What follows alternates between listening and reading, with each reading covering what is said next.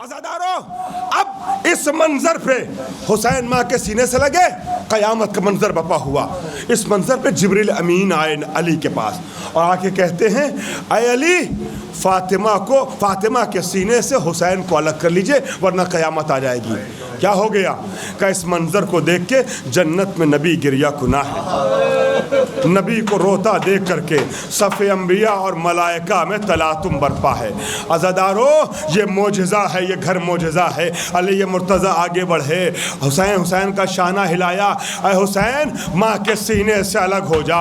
ایک منٹ میری طرف متوجہ رہیے گا میرے بھائیوں، میرے عزیزوں، قیامت کا ایک جملہ پیش کرنا چاہ رہا ہوں۔ ماں کے سینے سے الگ ہو جا۔ حسین نے آواز دی، مجلس تمام کر رہا ہوں، حسین نے آواز دی اے اماں میں آپ کے سینے سے اس وقت تک الگ نہ ہوں گا اماں جب تک مجھ سے ایک وعدہ نہ کر لو۔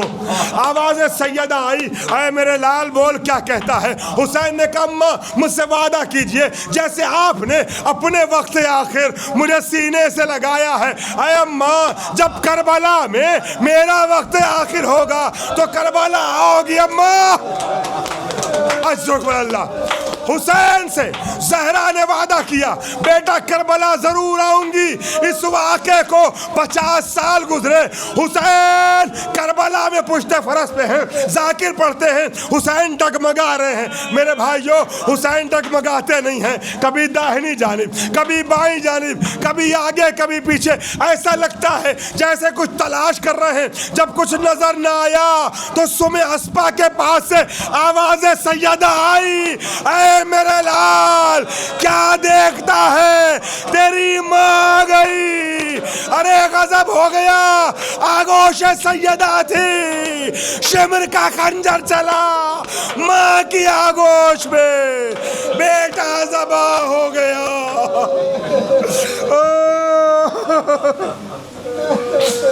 انا للہ و انا الیہ راجعون۔ ماتم حسین یا حسین یا حسین یا حسین یا حسین دعائیں کرتا ہوں آپ کے لیے یا حسین یا حسین۔ 4040 میں بھی میں جلوس صاحب کا نوبت سنا تھا، نہیں پایا تھا جو اسٹیج پہ تھے یا حسین یا حسین یا حسین یا حسین یا حسین۔ مظلوم حسین تیرا مظلوم حسین تیرا مظلوم، برباد ہوئی میں برباد ہوئی میں برباد ہوئی میں برباد ہوئی میں برباد ہوئی میں برباد ہوئی میں برباد ہوئی میں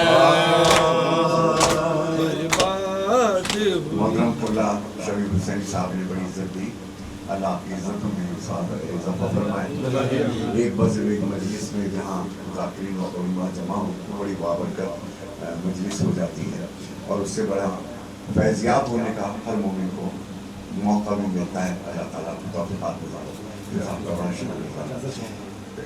ایک دن تھا کہ اس شہر کی کرتی تھی میں شاہی، اور آج تباہی اور آج تباہی،